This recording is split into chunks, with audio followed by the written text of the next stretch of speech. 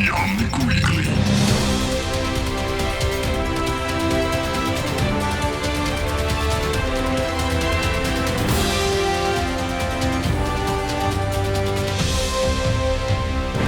Welcome everyone, it is Sunday, July 21st, and this is episode 180 of the Omnic Weekly. Such a beautiful round number. I am D, and this week I'm joined by Frozen, who is she was waving, in case you couldn't hear on the audio, but I think your voice kept that. I don't think you can hear waving. Yes, you can. Listen. I can't hear that. Yeah, you can. I swear you can, if you put it really loudly. Okay, but before it gets any more silly, how you doing, Frozen? Tired. Downright exhausted. It's been a tough week. A rough week. And this is Sunday, guys. The week is over, and there's not even, how do you say, something to look forward to, because it all starts again tomorrow. Yeah. The pain. The agony. But it was something special last week. Someone had a birthday. Oh, really? Who? Yeah. Happy late birthday, D. I already congratulated you on the day, but still. It's fine. At this point, at a certain age, I don't know. It's not like I think at some point I use it more like a marketing ploy than anything else. Like I did a discount on my merch store because it was my birthday and shit like that. But still. Yeah. I mean, they'll celebrate it. Like the Ghent festival has started on Friday. It was my birthday on Thursday, so we went into town. We went to celebrate a little bit. You know, it's a good excuse to get out of the house and do some stupid stuff. Yeah, that's nice. But at this point, you just lose count. But thank you, Frozen. Yeah, and it's the weather's been cleaning out a little bit, so that was good too. Although now it looks like it's going to give there's going to be a huge thunderstorm, but we'll see. And Overwatch itself, I'm going to go right straight into Overwatch. That is it. No more like of that, chitter chatter. What is this? This is an Overwatch podcast. No, it was quite an exciting week in Overwatch this week, because it was way sooner than I had expected. I kept saying in all of my videos, and every time someone asked me, like, when are we going to be able to test the new hero?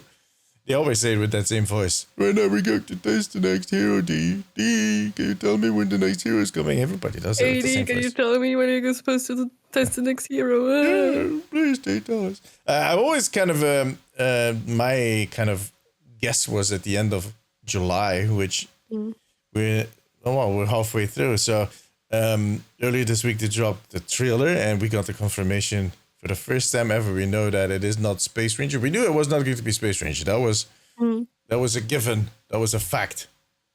But we also learned that her name is Juno, which had been going around for a while now because of leaks and whatnot. But I generally do not address leaks. So I don't even look up them anymore because it just takes my surprise away. Yeah.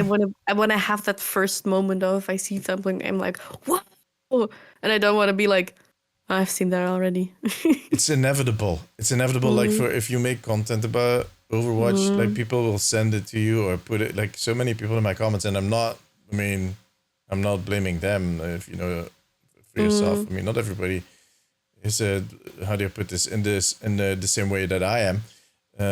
But I don't react to those types of comments and whatnot for understandable reasons. But yeah, we know it's not JJ, it's Juno.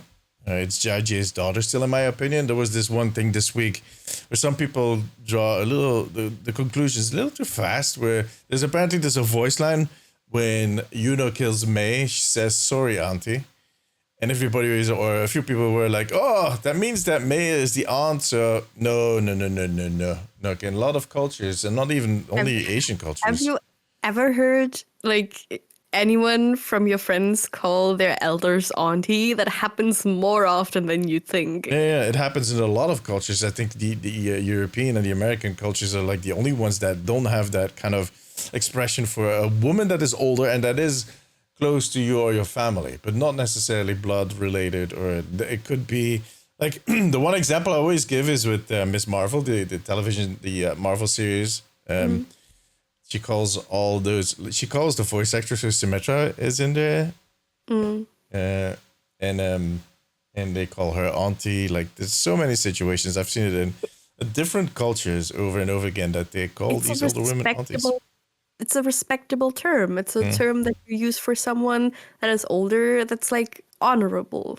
Just use that. Yeah, that you appreciate. And I think if anything, this proves again that it is JJ's daughter, that JJ who was the best friend of May, and probably I think something dramatic might have happened. I don't know, like.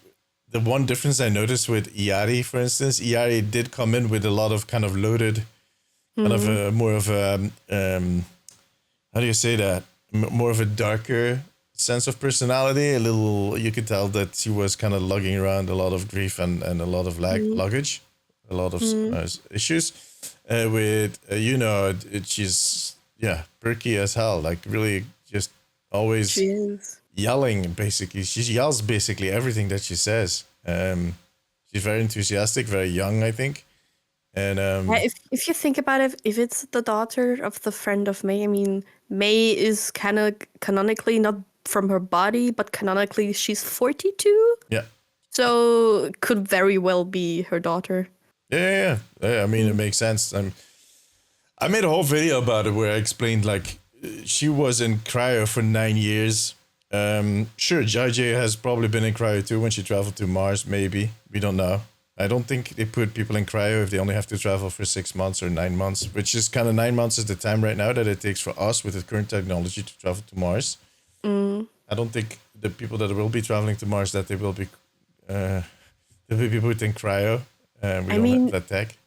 If you have the technology to build colonies on Mars and on the moon, I don't think it's gonna take 9 months to travel to Mars. They probably figured something out that works a little faster.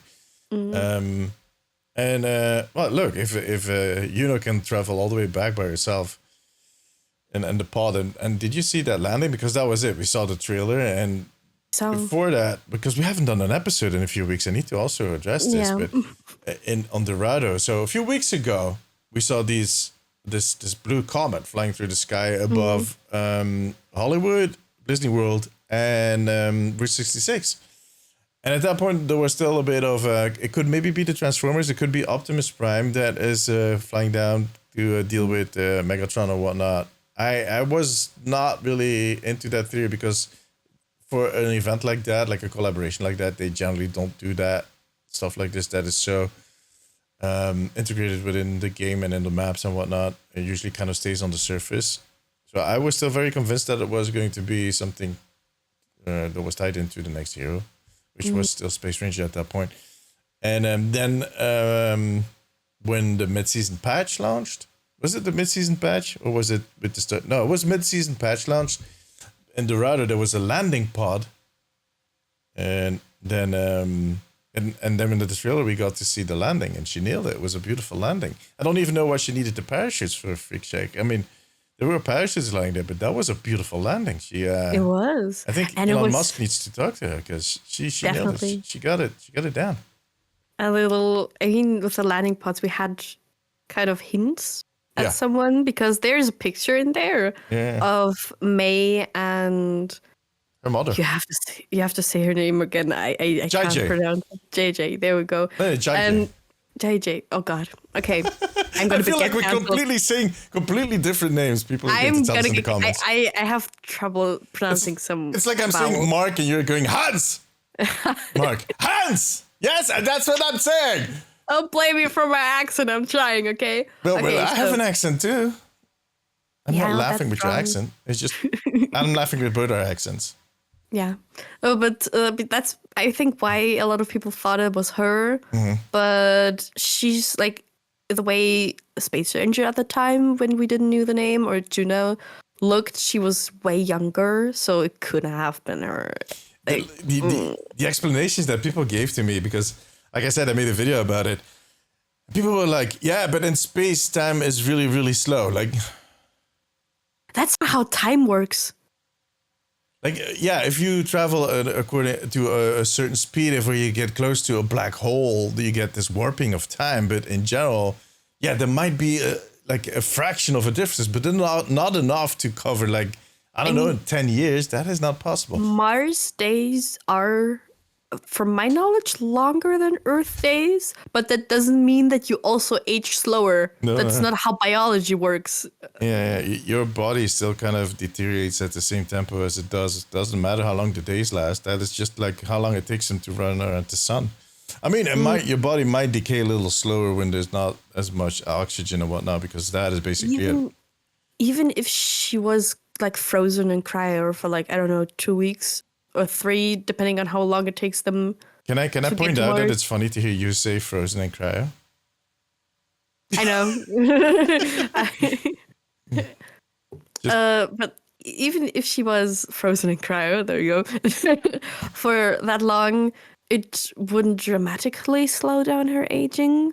Maybe it's a little refreshment, but Yeah. she wouldn't look that young.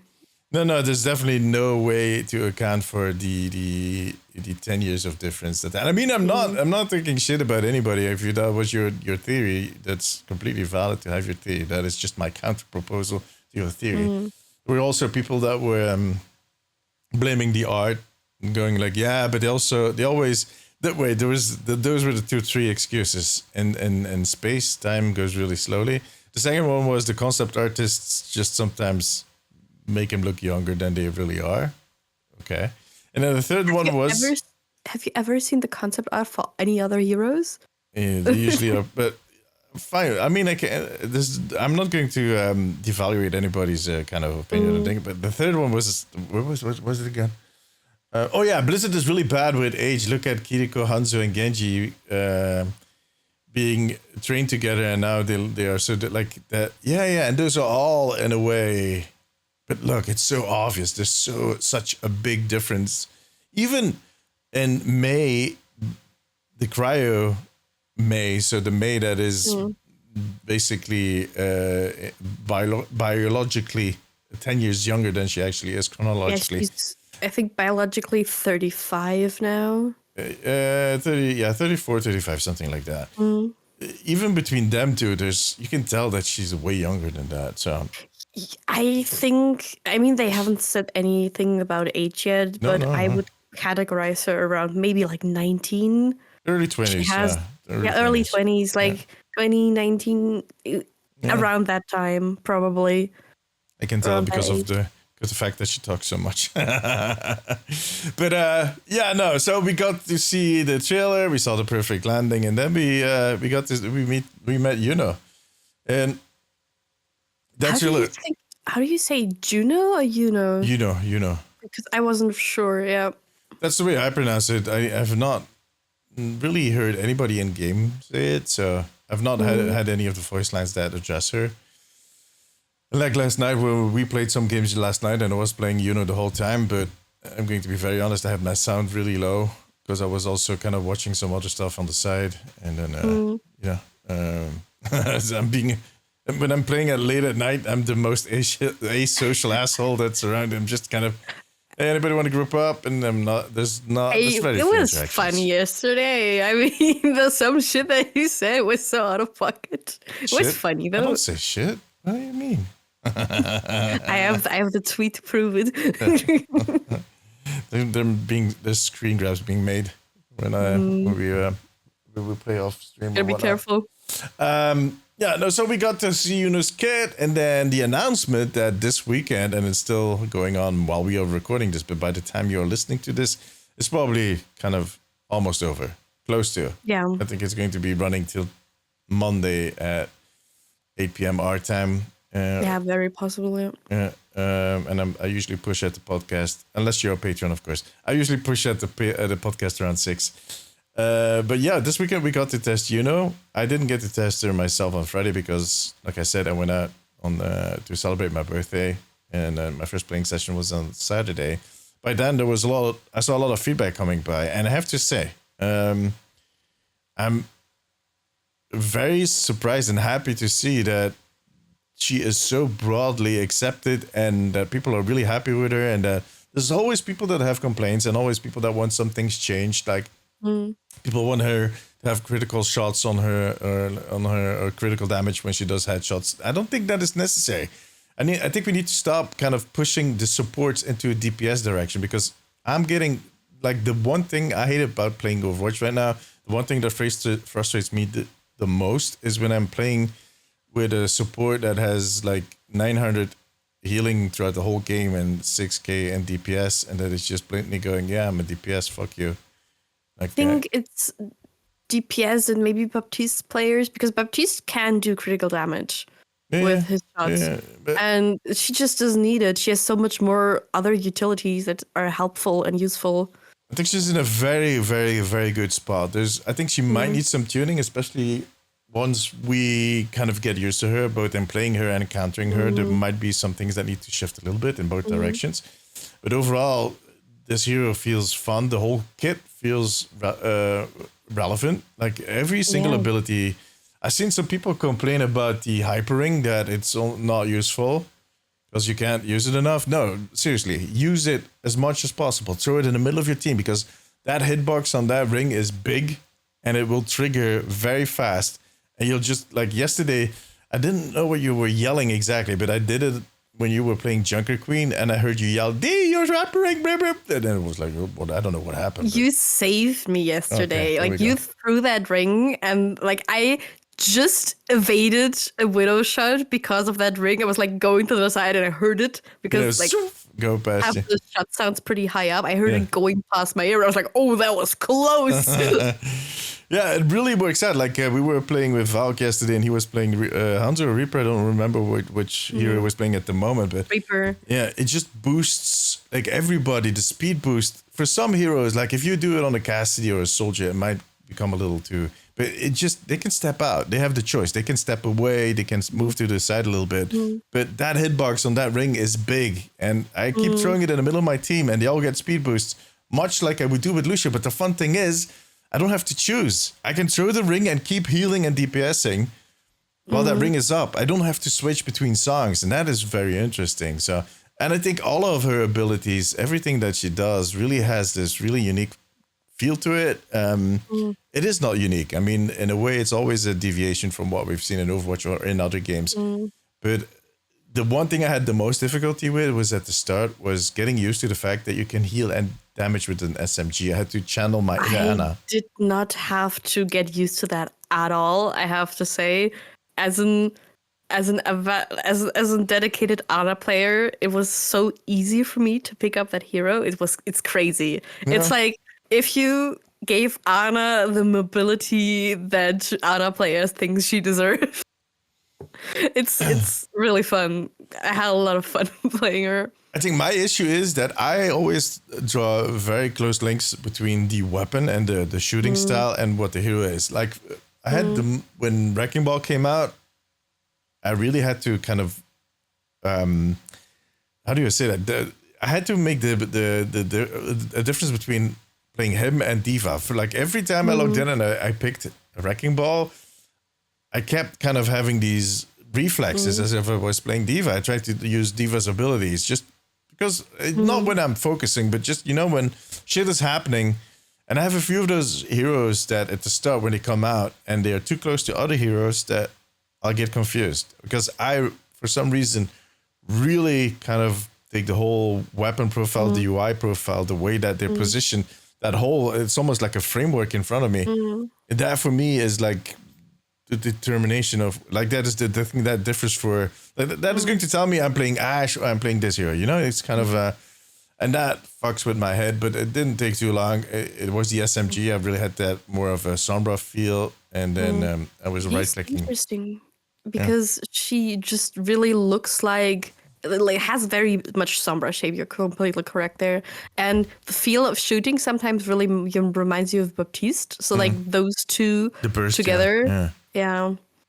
I don't. It's really something of getting used to it, I guess. Yeah, it didn't take me long. Like the one thing that will fuck up my numbers right now is because I'm still kind of trying to find which option for the secondary fire works best for me. Because there is a thing with the secondary fire. So how it works, if you have not played Juno yet, if you use your secondary fire, those are the torpedoes that are on their shoulders. The moment you set it off, she'll start kind of finding her targets. You'll see little crosses appear, much like it happens with Cassidy, but it's faster than that. And then what you need to do is use your primary fire to set it off. That is the standard thing. Or you wait 4 seconds, and after 4 seconds, they'll go off by themselves. The thing is that, for me, that feels really counterintuitive. To use one button to kind of set it up, and the next button that is also a button that you use basically for everything else to kind of make it fire. But apparently there's an option in the settings. I set that option where you need to hold the button, and as soon as you let go of the button, it will fire off, which is a way better option to do it. But yesterday, when we were playing too, like, I sometimes double clicked the secondary fire because, in the heat of the battle, and then I canceled it, or I hadn't switched it on that account specifically, and every time we ended the match, I kept forgetting that I needed to switch it, which is so typically me, because I get distracted. Like, oh, I'm thirsty. Oh, that was a good game. I'm thirsty. Let me get a drink. And then at that point, I'm still maybe thinking about, I need to switch that toggle. But the first moment my first drop of Pepsi hits my glass, completely forgot about that. And then the game starts like, fuck, I didn't change it again. So yeah, that is the thing that has been holding me back the most, and is making sure that I did set it on the account that I played on yesterday. I still have a third account, so that is also going to take 2 weeks before I do that. But I don't know why they didn't make that the standard, because that felt really intuitive. Just hold the button, let go, and the rockets fire off. That felt really, really intuitive. I'm not having too much of an issue with that, but just maybe because with her, my brain is kind of wired. If I charge it and then I fire is also the shooting button, because you kind of shoot those things. Yeah. So I understand the logic on paper. It just didn't feel, for me, it didn't feel intuitive. It really felt like this is weird. It really kind of clashed. With heroes like that is always very much personal preference. Like, you always, like, I know a lot of people who have controls on their heroes where I'm like, well, how do you play like that? How do you do that? It's, yeah. And once you adjust it to yourself, it's going to be fine. You're not going to have an issue with it. Yeah, no. I'm always kind of wary to do these changes that go away from the standard scheme, because you never know in what circumstance you suddenly need to play, and then you completely forgot that you had changed that. And then, I don't know. I always try to keep as close to the standard thing. I think I have 2 heroes changed. I have Kiriko changed. So my healing on my mouse, my healing button and my damage button is on the same side that she does healing and damage on, because that confused the hell out of me at first. And I think I have a few changes on Mercy. So I don't need to like lock on to someone with my beam to be able to fly to them and stuff. Yeah. But every other hero is on default. Yeah, the only one I have now that I have a setting for is Juno. And yeah, she's going to disappear tomorrow. So, And then she's going to be back on August 20th. How have you been enjoying Juno? Like, have you been having fun? I've been having so much fun. I played her on Friday after work when I came back. And then some more today. And like her overall feel, her movability, it doesn't feel too strong. Like if you do get punished when you like make wrong decisions, or you're not evasive. You're not really. You can escape once, but if they keep chasing you, you're screwed. But like just in general, her kit is like it feels fresh. It feels new. It's exciting, and it feels good to play her. Like I played her the first time, and my immediate reaction was, I think I'm gonna take a break from playing Ana for a while when she releases and just play her for a bit. Yeah. And I had fun with the other supports that released, but like I just never ended up playing them that much. I think she's the first support in Overwatch 2 that released that I'm like, okay, I'm gonna definitely pick her up into my roster of heroes that I play. Mm-hmm. Yeah, agreed. It's definitely one of the best support heroes that they've released in Overwatch 2. It's kind of hard to kind of throw in all the Overwatch 1 heroes, because some of them, like Baptiste and whatnot, they are so they've been around for so long. But when it comes to Kiriko and Iyari, Lifeweaver, I think definitely is kind of, when it comes to let's just say an initial release, they really aced it. I think They did. it was surprisingly well balanced. Like the numbers is kind of difficult after such a short time to, especially because there are so many different tiers of playing. And I mean, on my level, it felt okay. She was not overpowered, not underwhelming, but just the kit by itself just felt complete. It felt like it made sense. It had this kind of feel of, that makes sense. That actually works. That is interesting. That every single ability, like I said before, has use. In general, the overall feedback since like the test weekend has been so positive.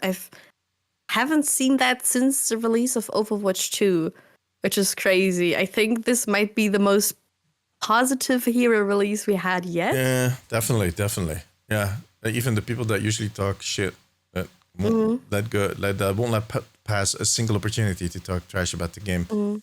They either don't talk at all right now, or they own up and they go like, all right, okay, but fine, I'm okay, really this glad one is good.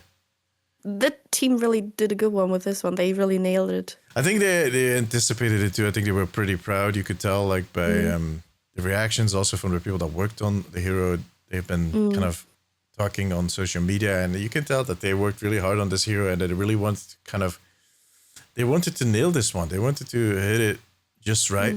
And that shows that they can do it. Like, so a lot of people have lost their faith in the hero design team and whatnot, but this shows that they can do it.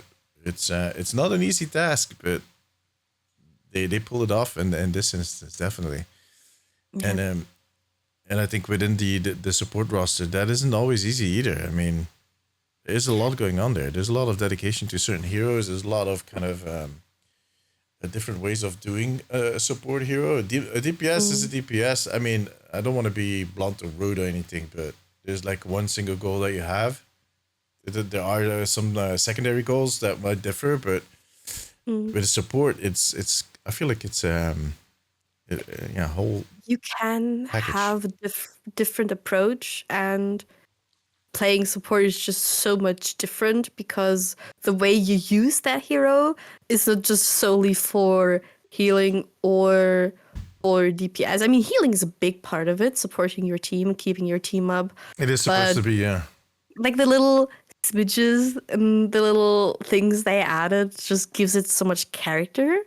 Because for some heroes that were released in Overwatch 2, it felt good, but sometimes it felt a bit soulless.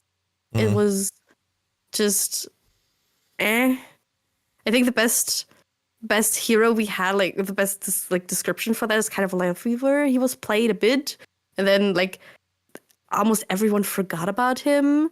And he looks cool. He has like a cool story, but his kit felt wonky at first. The controls definitely felt wonky. Yeah, the controls felt wonky. It was kind of like, I don't know about this. And they just knocked it out of the park with Juno. Yeah. They definitely did a really good job. And Lifeweaver is a bit of a sad story. I think he is underappreciated. I think Definitely, but yeah. He has way more potential than people will recognize him for. He had a rocky start, and that kind of... That's always the thing, of course, with this community. Like, and with a lot of communities. It's not specifically in Overwatch, but sometimes an idea will kind of take root within the community. And the same thing with Orisa being overpowered. Orisa has not been overpowered for the longest time, but... Once you got a reputation, people will stick to that. Yeah, or Manga, same thing. People still complain about Manga, and I'm like, why didn't they nerf Manga in the mid-season patch? Because he's not so strong. He's not as strong as you think he is. There's this one guy that said he was strong and made this stupid clip in the shooting gallery in the practice range, and now Manga has to pay for it for the next 6 months because everybody's going to keep pointing at him and being broken, and he's not. I mean, to be honest, like I've not seen a lot of Manga play in my games at all. Like when they pick Manga, they get obliterated almost instantly. But we had one yesterday, and it was almost it went over pretty quick. You actually played Manga yourself. Yeah, and I switched so quickly. I tried it because I wanted to see how he feels with Juno. Because I just tried like different tanks with her, like because I just want to feel the synergy. How do they work together? And so far, like I think Junker Queen works pretty well with her, and I've seen Reinhardt pop off majorly with her support, the speed boost and everything. There's a few heroes that benefit really well. Like I had a Reinhardt with me on. It was on Saturday, I think. Was it on Saturday? I don't know. Like at one point, and I actually recorded that for. I was on. It was on Saturday morning. I played some games with Kobe and Will, and I threw my my speed ring next to a Reinhardt, who was not a good Reinhardt. I'm going to be honest. I don't know who you were, and I don't want to be rude, but at some point they were hiding in a corner where they forced me and the other support to kind of pop out to heal them because they were just they were standing in it was on Rio, and just before you go into the club, you have the little bridge, and he was hiding in that little corner next to the bridge. So we had to pop out of the club to heal him because we were on defense, but that gave the Hanzo like just the chance to kill us, and we couldn't reach him in any different way. One pick and you're gone. And he kept instead of just walking to us and getting healed there. And I don't know who it was. I think Kobe was playing live event, but I was not on voice chat. Otherwise, I had yelled to Kobe, "Pull that asshole over here!" Because we were both pissed off because he was just getting us killed. But at some point, I dropped my speed ring right behind him, and he started swinging so fast that he just almost obliterated the whole enemy team. There are definitely some combos that work really well. Yeah, it's Valk and I had a little talk about certain content creators are like gonna be probably more positive because they are avid Reinhardt players, and Juno just works so well with Reinhardt. Yeah. I think anybody that benefits really greatly from the speed ring will be very happy to have her. More than they will than when they see Lucio. And I think the Lucio playstyle has also evolved over the years, and I think, to be fair, that Lucio left kind of a bit of a gap behind with this new playstyle. This more kind of aggressive kind of. I think Juno kind of slides into that gap that he left, because Juno definitely is not a front and center support. It's not an Ana type support where you need to be all the way in the back, but she is at her best somewhere. Just I'm not going to say the last person in the group, but like at least somewhere near the end where she gets a good overview. The enemy team should not be able to know if you have a Juno or not. They should not see her.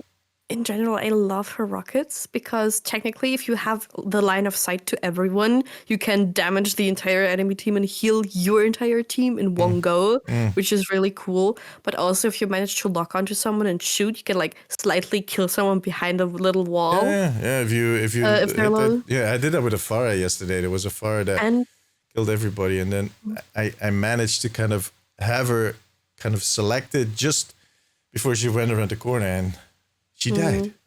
She was pissed. She haunted me for the rest of the game. It's so fun, but also I can imagine it's infuriating. But it's a secure kill because you can't not hit that, Yeah. I mean, and it's not like you one-shot them. She was already pretty low. It's you have to do it if they're really low, but it's kind of cool because if you see someone who's low and maybe you have some troubles aiming or you don't hit them, it's a secure kill. It has that same thing like what I often do with an Ana. If I see like a complete enemy group that is all below 20 health, but the team just can't finish them, I just throw a flask on top of there. Sometimes you get 3 kills, and the ones that are left are so easy to peel because. Yeah, they are flasked, and it's kind of that same thing. Like you can. It's equally as satisfying. It's really satisfying. Yeah, it is really nice, and I think as we get better at playing her, once she releases in August, and that is still a month away, guys. They did it really early December, and I think they probably wanted to give themselves some time. They felt maybe that they were short on time last time. Maybe they'll want to squeeze at another test event. I don't think so. I think it has more to do with vacation than anything else. I think it's vacation, and also maybe she was just done quicker than others. Well, she seems like they've been working on her for a bit. I think all of them were pretty done. Also, just like they are so proud of her. I don't know if they could have kept her like shut any longer. Yeah. If you're proud of something like that, you want to share it. You have the initial urge to, I need to show the world, I do think that all comes in effect here, but I think just the offices are probably going to close for the next, like after this test event, the summer game, the lifeguard skins are going to come out, and I don't think we're going to get anything else. The Transformers event is going to be over. This test event is going to be over. We're going to get the guard skins, and then they're going to take 2 or 3 weeks off, and then they'll be back in a week before the release of season 12 to build up the hype and to get everything rolling. And then they're probably going to have Gamescom, and then the summer is basically over for them. So I think they might just be ramping up to take a collective holiday, all of them, for 2 or 3 weeks. Well, it's the States, 2 weeks. No, I wouldn't blame them. I'm excited about Gamescom though. Yeah. I'm curious to see if we're going to get anything Overwatch, because to be fair, it is after the release of season 12, right after that release. It's right after, that's true. I don't know if they're going to be ready to show anything else. If there's anything, I'm gonna live report. For the people that can't see that are not watching the video version, she just saluted like she's a soldier. Like, I'll be there. I live support. The represent the teams is in Omnic post. Yeah. The one thing they'll still have to do before the release before they go on holiday is there's going to be another director's take. That has been very how do I say that? A lot of people have been anxiously and enthusiastically waiting for this. I don't know which of the two it is. For me personally, I'm just bracing myself because it's going to be a shitstorm. But yeah, definitely, 100%. We got the confirmation yesterday or somewhere over the night. Aaron said that he wrote his new director's take about 6 vs 6, and that it is getting localized right now. So that should take a week. I'm thinking that we'll probably get it by Thursday, Friday. If not, then it will be for next Tuesday or something. But basically, yeah, it seems to be a very, very long blog. They might drop it with the hero weapon skin. Maybe, yeah.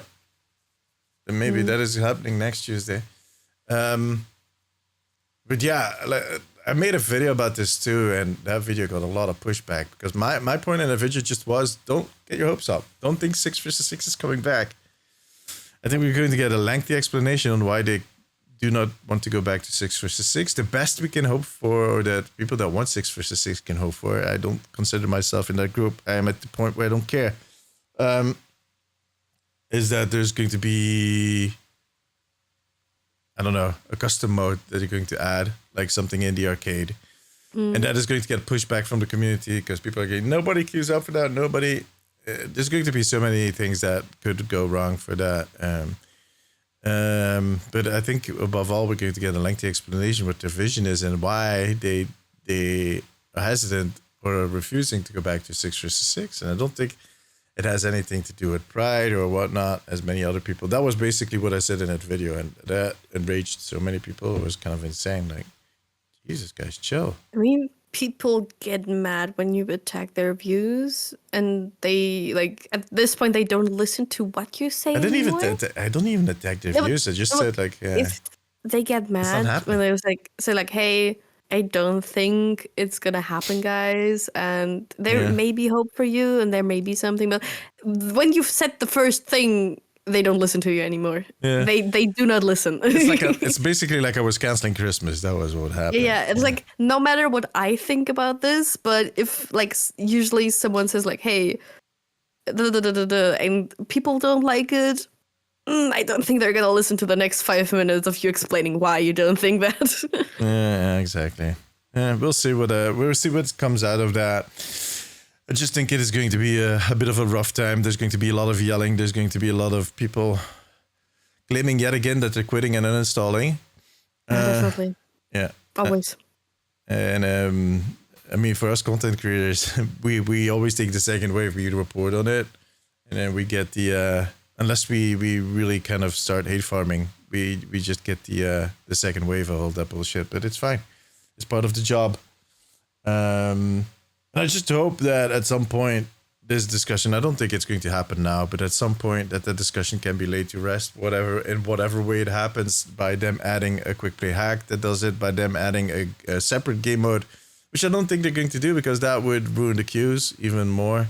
I mean, look at how the queues were impacted by the test event.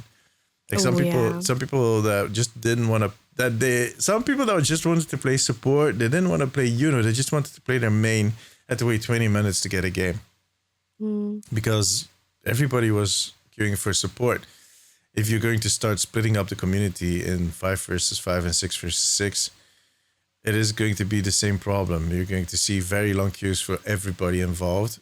And some people haven't asked for this. Some people are just like, I enjoy the game like it is. I don't care about all of this. Just let me play my game.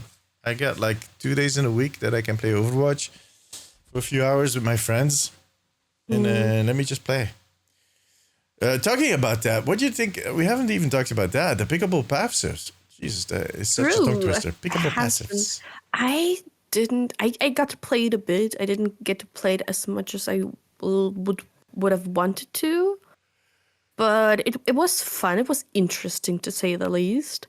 I think I would have needed to play some more to form an opinion of I like this or I don't like this, because it's really hard with playing support, DPS, and tank to like get a synergy going, or to get like going like what passives work best with each other and all that stuff in like, how long was it? A few days? Yeah, 2 days. 2 days. Yeah, 2 days. Yeah. So like it was hard to like really get to know like, yeah, this works, this doesn't, this works well with this hero and stuff like that. It was a fun experiment. I think I'd want to see more of it in the future.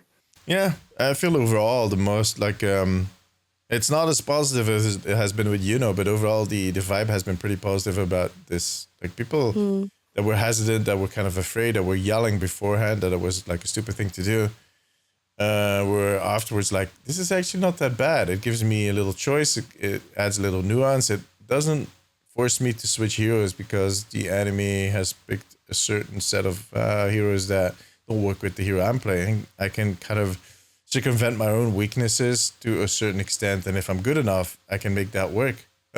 Which is exactly, I think, what they wanted to achieve. I think I didn't even like the support passives the most. I think I liked the tank passive the most, because I tried to play a few rounds with tank, and I don't perfectly remember what some of those passives were, but the extra armor, the shield, the shield one, the middle one was really nice. And as a tank player, like I could adjust to my playstyle a little bit more. It was amazing. It was very interesting to see. Like there was one passive that lowered your cooldowns for all your abilities by 50% if you were below a certain health. I think it was 50 health for tanks. And for certain heroes like the Junker Queen and Doomfist. For Junker Queen, that's vital. That was insane how much of a difference it made. And I think for supports, like depending on who you play, like Hanzo players were not too happy. Snipers in general were not too happy. But I also think it needs to be... I heard from some Hanzo players that like the extra ammo was really something. Extra ammo? They don't have a... Did they? They don't have a clip. They have infinite ammo. They don't reload. First, what are you... Who is this? Who is this Hanzo that you've been talking to? I have to think. Yeah, I think I know who it is, but she just doesn't want to throw him under their bus. I don't remember. It's fine. No, I think I heard a lot of Hanzos complaining because it doesn't give them a lot of extra, but that's because... Wait, what were the DPS passives? There was extra ammo. There was you can see the critical targets through walls, which a lot of people were pooping on. But I personally think, sometimes that disappeared pretty quickly. If they had like anything that gave them a lot of extra heal, like the supports had some really strong one. I remember in the first game that we played together, like with Mercy, like as soon as a target dipped below a certain percentage, she would just kind of pump out a crazy amount of healing and kept that person alive, which was insane. So, but looking through walls, has a very short window of opportunity. But like if you're playing Echo, for instance, where the fact that the target is low is very important because your beam works very good on low targets. You need to keep track of them. You need to keep them close by. For me, when I was playing Echo, that was actually very useful because in certain instances on certain maps, they know what you're trying to do, and they're going to try and escape you. But if you can keep an eye on them, like even from around the corner, that actually makes a difference. Does it make more of a difference than the extra ammo clip? Possibly in some circumstances, and others maybe not. So you had the extra ammo, and what was the third one? I don't remember. That's why I didn't play a lot of. I think I played DPS like twice, and then I changed to support and tank. Yeah.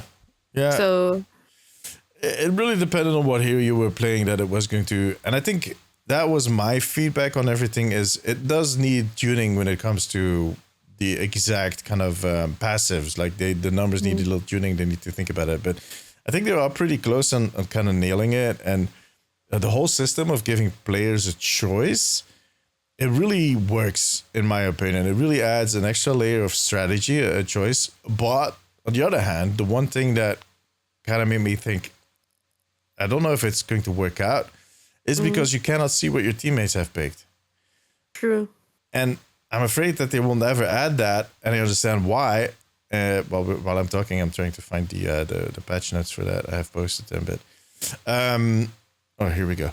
The reason they won't do that is because they don't want people to be pressured in picking a certain passive. If you can see that your support is picking a passive that you don't like because you saw a video somewhere of one dude claiming that the best passive to have was actually this one, you're going to start trash talking and kind of behaving badly towards that.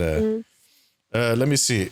The frenzy was the third one. Eliminations grant a brief 30% speed boost. That was the extra one for DPS. So yeah, I don't know if they're ever going to do that. I don't know if we need to know what the enemies have picked. I think we need to find out. We need to counter whatever they throw at us. I don't think that is information that we need to have. But for our teammates, it would be interesting. It helps that you can change your passive while you're playing the game. That helped a lot. If you feel like, hey, my passive or this is not really working, you can change it in between. Yeah, I think for certain heroes, if you're, especially around when it comes to the tanks, I gave one example in one of my videos. Like if you're playing Moga Roadhog and there's an Ana in the enemy team, you can take the one passive that will lower your debuffs with, what was it? I don't know, like 50% or something, or 40. Yep. That makes a huge difference. That helps you to kind of deal with that Ana that is trying to flask you or sleep you or whatever she's trying to do. If they don't have that, you can go for the extra armor. You can actually beef up, and you can, within a certain set of circumstances, you can make those choices. And I think that is exactly what the game needs. They don't need that one passive that is going to work in every circumstance for every single hero. They need passives that will allow you the choice depending on what your setup is, what the enemy team setup is. I've also seen people kind of suggesting that they go the whole Paladins route and give every hero a set of passives. I think that is not a good idea. It would add a layer of complexity that new players would. I mean, that is. I used to play Paladins quite occasionally, and the one thing that really made me stop playing Paladins, there were a few issues with it. I don't think it had the same level of polish, and I know I'm going to get some flack for that, but I don't think it has the same level of polish that Overwatch has. But that was especially the whole kind of the loadout system, because I was like, do I need to start Googling which is the best loadout for this hero? I just want to pick up the game, pick a hero that I think looks fun, play that hero, have some fun in game, and after an hour or 2 hours, I'm done with the game. Not everybody takes it too seriously. It has to stay casual friendly. That's kind of the essence. Like, if you do changes, it can go a bit more into depth to make it more fun. But it has to be, you have to be able to pick it up easily. It has to be intuitive. It doesn't have to be like, fuck, I don't know what this loadout is, so I'm gonna be trash at this hero because only this loadout works with that hero. That's not fun. No, exactly. And it's a free-to-play game. The whole business model is getting as many people to play the game, because that is just the thing. That's how those free-to-play models work, is there's a certain percentage, and you can almost, there's like a percentage of people that will spend a certain amount, and then you have the whales, the ones that spend a shit ton of money. Those percentages are written out. I went to GDC. I had the opportunity to follow a talk about the battle pass and like some people that share their experiences. And it's kind of insane, like over so many different titles, so many different games, the percentage of people that paid, the percentage of people that paid a lot, like the Scorpios, so to speak, that those are identical, close to identical for every single game. There's not a big difference. It's really within the, let's say, 1 or 2 percentiles that you can predict. And that's what they want. They want to get a huge amount of people in there because there's going to be a percentile of those people that are going to spend money. And to be fair, I think that with everything that we've seen happening in the last few months, with people getting fired and them not getting their bonuses and all that, we've talked about this in the past. If the game wants to continue, I think that is one of the things they're trying to fix now. And they're trying to fix it in a way that it's not going to piss everybody off. I think the mythic weapon skins are in a way that to sell more battle passes. I don't think they necessarily want to sell a lot of mythic prisms. I don't think they have high hopes that is going to be a hot selling item. But they hope to push the. I'm getting a phone call from Germany. Frozen, are you calling me? No. Okay. Please stop calling me. Yeah. Someone from Germany calling me on a Sunday? Hell no. Don't pick it up. I wouldn't. I never pick up international numbers. Like if I don't recognize the number, you're not getting through. Plain and simple. What was I saying? I lost my train of thoughts.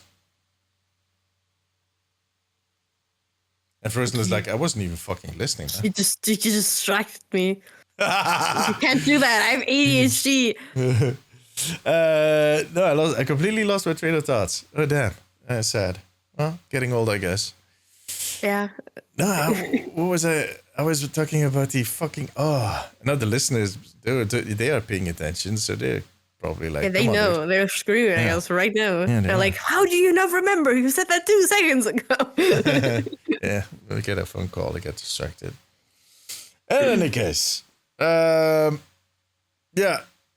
Did you get all the Transformers skins? That is something I wanted to ask you. I had on my checklist. Oh, I don't think I got any of them. Okay. Oh, I was talking about the monetization, by the way. That was it. Yeah, monetization. Yeah. There we go. No, but I didn't get them, not because I don't like them. They're really cool, but I don't see myself using them. Yeah. I got all so of them. I just didn't see the reason to spend any money on them.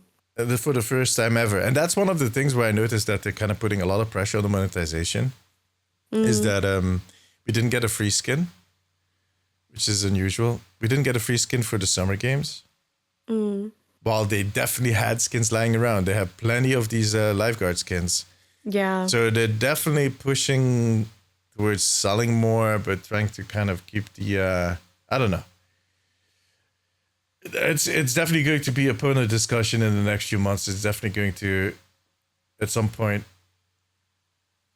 it's going to be, the big question is that whole model working for a game like Overwatch? Because Overwatch came from something different, and it is clear that the audience is not very receptive. And let's be fair, like some of the skins that they push out are some of the best skins you've seen in any game. They're beautiful freaking skins. The quality and some of them is outstanding. Yeah, I saw someone comparing the Transformers skins to the ones in Fortnite, saying, yeah, at least they looked closer to the originals and they didn't have to try and squeeze them within that hero matrix, which I can understand, which is valid feedback. But sorry, if I look at an Overwatch skin and look at a Fortnite skin, with all the small details they put in there, the sounds, the whole shebang. It's a world of difference. For me personally, I've always preferred the Overwatch skins because they feel more solid.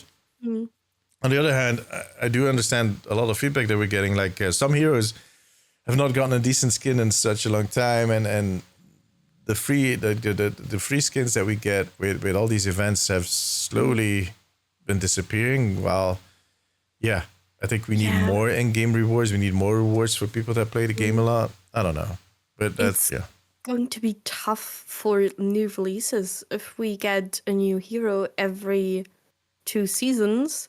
And for some heroes that have been released for a while, like that we barely get any legendaries or like skins for them, it's gonna be a problem at some point. I think, look, I'm very optimistic about Juno and what they're going to release in August. That gameplay wise, it's all going to be fine. The one thing I'm worried about is two things: is that she's going to release with just recolor skins, and people are going to be pissed off.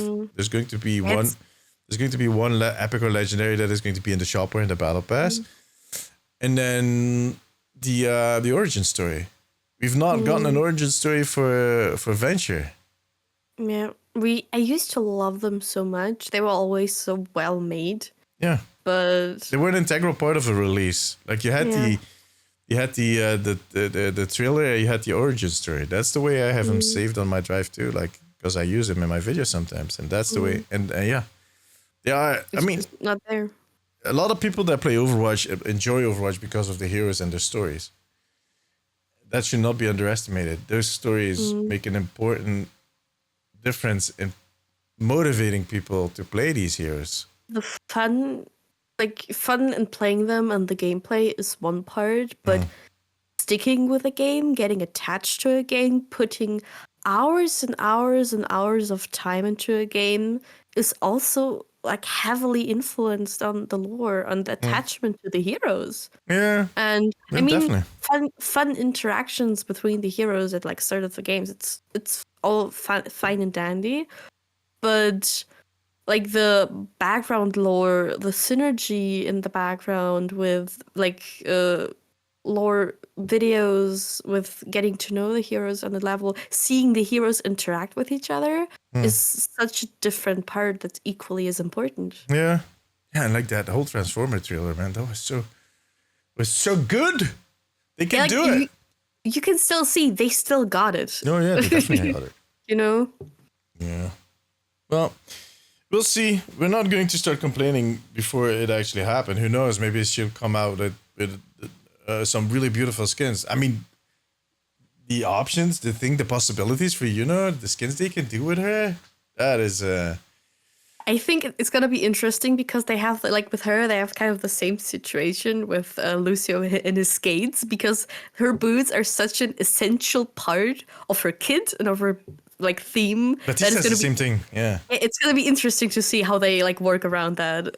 But at least the one thing they didn't make a mistake on was Lucio, he has skates, so you need to have like blades, wheels, you need to have something that he's rolling on. She kind of rolls on air, so they don't really need to kind of... but yeah, they're chunky boots, just like they are with Baptiste. I saw her boots, and I was like, God, chunky sneakers would look so good on that, like for a casual skin. But I love that they used her melee is basically roundhouse kicking you in the face. That is her round. She does a roundhouse kick for her melee, which is kind Chuck Norris would be proud. Yeah, and those are the little details that make Blizzard, you know, where they design a hero that has really big boots, and at some meeting someone says, "What if we make her melee a roundhouse kick? That would be awesome!" Like, and they do it. Same thing with a small detail that I appreciated so much. If you point your weapon, because the weapon will heal and do damage, if you point it at an enemy, it will become red and it does this negative, like this sad smiley or this angry smiley. If you point it at a friend, it goes green and it does a happy smiley. So those are things that they can do so much with in other skins. When they change that weapon, they can, with that duality, but actually there's 3 states. If you don't aim anything, it will not show any indicator. With these states, you can do so much, and especially once they go into, like, if she would ever get a mythic weapon skin, oh man, like, yeah, I mean that weapon. I love that weapon, that design that they did, like the Medi Blaster. It's really cool. It's really cool. I like the design too. It reminds me of like a nail gun. Yeah, it kind of like a medical nail gun, like when you like have like I kind of compared it to, like, I don't know, maybe something they used to like inject stuff with, like for animals or something. That, I don't know, maybe they got a shipment from Lunar Colony when they did experiments on the apes, and like she found a gun and modified it. I hope she cleaned the device before she used it, otherwise we're going to get some weird diseases again. No, I really think they did an amazing job on that, and I'm looking forward to seeing what they're going to do with the skins and the weapon skins. Like, one of the things I mentioned, and I did a video once where offered suggestions for weapon skins, not even the mythic weapon skins. I just, after those first batch of weapon skins, I said, they can do so much more with this. They could even do mythic weapon skins. Little did I know that was going to happen one day. Just as some people in my comments called me crazy when I said that Juno was going to get the ultimate that beamed down something from space. Now we got an orbital laser. Like people were like, "What have you been drinking?" And then when that trailer came out, I was like, "Ha ha!" I told you. So many people think I had an inside source. I didn't. You know what the funny thing is? A lot of my colleagues, content creators, actually have played her at some summit. They knew, but I was one of the few that wasn't there. Like I think there's like of all the content creators that are there's like 5 or 10 that weren't there, mostly Europeans, and we didn't know jack shit. So no, I didn't know anything. I'm definitely sure that they checked when if they saw my video, that they checked, was he there? No, he wasn't even there. Okay, that was just a lucky guess, I guess. It was just that one comment that the concept artist made. Like, he said, outer space, and it was like, that is not, they don't say shit like that, just... I think it's funny because we know that they watch your videos. Like we know that. Some of them. Some of the people in the team watched some of my videos, yeah. Yeah. Definitely. And it's so funny because sometimes you're just so creepily accurate with your predictions. Yeah. And like sometimes like when I don't know, like sometimes I imagine like one of them like randomly watching one of the videos and then like starts sweating like, how does he know? And it might have been a conversation on Slack at some point. The weapon skins was one of them too. That was one of the things I said that they might do is mythic weapon skins. Turns out I was right. Yeah, it's just, I don't know. I have a healthy dose of common sense. Yeah. I've been following Blizzard for a long time, but also just common sense. And I know when they say shit like that, like Space Ranger likes to fight from air and space. That is not a coincidence. Those are the small details you need to pay attention to, because that means something. That is, they're giving away something that they most likely did it on purpose because they wanted to. I mean, definitely. Yeah.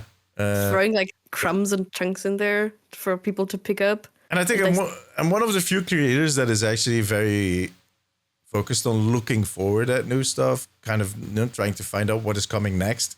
While a lot of my fellow creators are more focused on what just got released and what is coming and the state of the game, I'm more of like, what could you do next? What is going to be the next big thing? Like, but that is just my nature. I'm already done with things that are happening right now. I'm already looking forward to the next thing. That's just me. I think, it might be some psychological reason behind all of that, but who gives a fuck?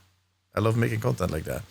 But the one thing I still wanted to say, like one of the predictions I did in that video or suggestions I did would be weapons that live a little bit, that like make sounds when you shoot them, like as if they're alive. And now the mythic Ash skin has exactly that. Like when you reload the weapon, it just dum dum dum dum dum dum dum.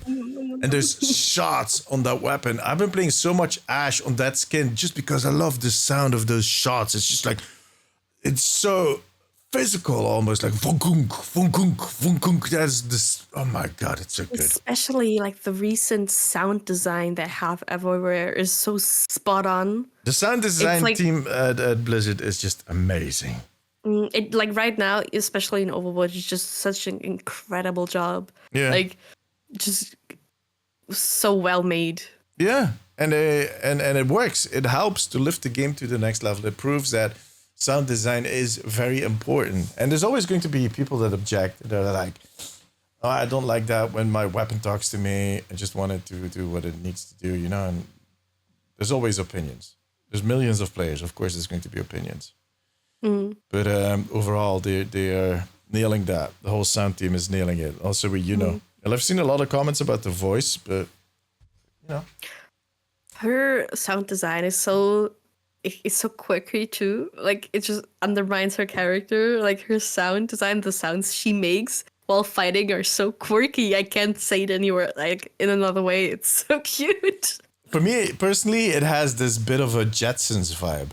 Like the whole trailer Like, and it's an old cartoon that a lot of young people probably never heard about. But it was this old, basically like the Flintstones, which a lot of young people will not have heard about either. It was this old cartoon back in the, I don't know when it started airing, but when I was a kid, it's still, they did reruns. I didn't see the original ones, okay? I'm not that old. But these reruns, I saw these reruns, and it was just this family in space, and it had this aesthetic to it. And I feel like her suit and the way that she looks, but the way that she talks and the sounds that she makes, and the trailer, especially the art style of the trailer, it felt so Jetsons. It was heartwarming. It was fun to watch.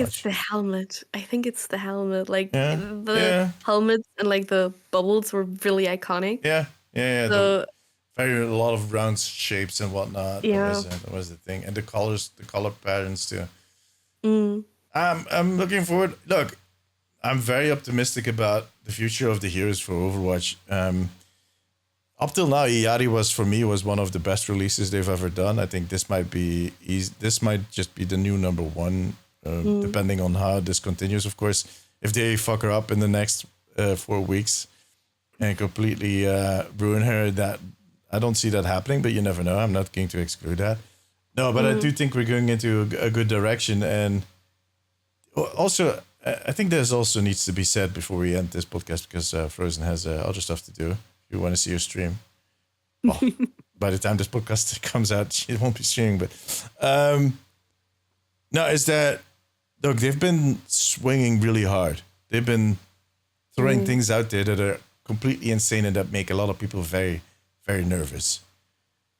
But they're also very quick on dialing back and listening to us and adjusting based on our feedback, wherever that feedback is delivered and whatever way that feedback is delivered, because let's be honest, the community in general usually is not too polite and or too friendly.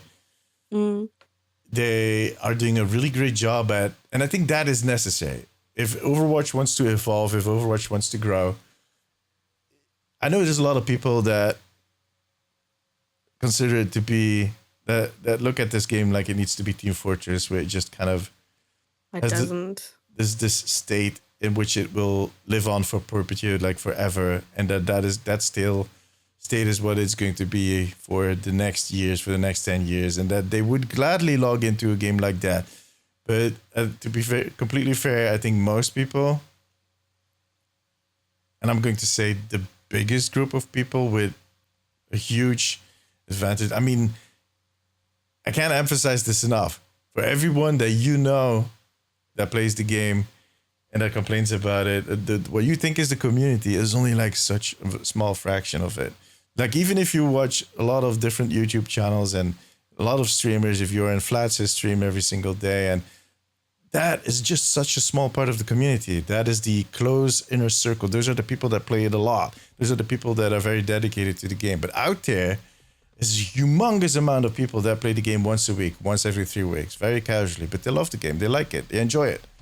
It's a big portion that don't interact a lot with news, with content creators who just play the game to play the game, who don't really know a lot around it. Yeah, and don't care. And they don't care about it. They just want to log in with their friends and have their bi-weekly evening of Overwatch. There's a lot of those people out there, and those people want to see different things. They want this game to evolve, and I want this game to evolve. A lot of the hardcore players want this game to evolve. And if they want to keep doing that, they'll have to experiment, and sometimes they'll scare the fuck out of us. But it's going to be fine in the end. It's going to be okay. That's some beautiful words. Well, thank you. All right, but I think it's time to close this down. Otherwise, we're going to ruin the beautiful witch with some bullshit about farts, or I don't know. Not again.